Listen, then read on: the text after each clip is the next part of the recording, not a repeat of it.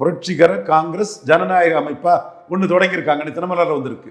அந்த வேலுச்சாமி அண்ணன் தலைமையிலான புரட்சிகர காங்கிரஸுக்கு எத்தனை சீட்டு கொடுக்குறாருன்னு தெரியல. ரெட்டை இலக்க சீட்டுக்கு குறையாம கேட்பாங்க. ஏன்னா அந்த கருத்துக்கு தானே காங்கிரஸுக்குள்ள பெரிய ஆதரவு இருக்கு. அப்போ அவங்களுக்கு கணிசமான சீட்டை கொடுத்து அந்த புரட்சிகர காங்கிரஸ் தினமலர் தான் உருவாக்குன காங்கிரஸ் வந்த மாதிரி புதுசா இது புரட்சிகர காங்கிரஸ் புதுசா வருது.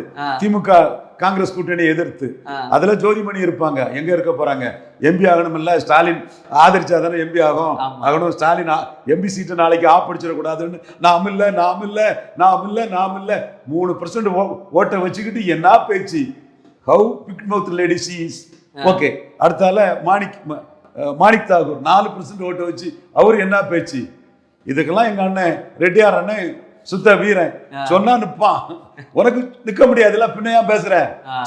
உனக்கு உன் வார்த்தைப்படி நிக்க முடியாதுல்ல. என் வேலுச்சாமி அண்ணன் எனக்கு மிகப்பெரிய மதிப்புக்கு மரியாதைக்குரியவர். அவரு கூட்டம் பேசினாலே நான் 20 மைல் கடந்து அவருக்கு கூட்டத்தை பேசுவேன். ஒரு 30 வருஷத்துக்கு கூட்டத்தை கேட்க போவேன். 30 வருஷத்துக்கு முன்னாடி அண்ணன் மேல என்னைக்கும் அதே மரியாதை உண்டு. நேர்மையானவர், ஆனஸ்டானவர். நீங்க ஒன்ன பேசிக்கிட்டு அப்புறம் ஸ்டாலின் எம்பி டிக்கெட் அடிச்சிருவாரோன்னு ஸ்டாலின்கிட்ட கெஞ்சி போகக்கூடிய இந்த மாணிக் தாகூர், இவங்க ஜோதிமணி கேரக்டர் எல்லாம் அவர்கிட்ட கிடையாது. அப்போ அண்ணன் ஒரு புரட்சிகர அமைப்பு அவரு கொண்டு வருவார். தினமலர்ல பண்ணியிருக்காங்க. விஜய்க்கு அந்த அமைப்பு தான் கூட்டணி போனோம்.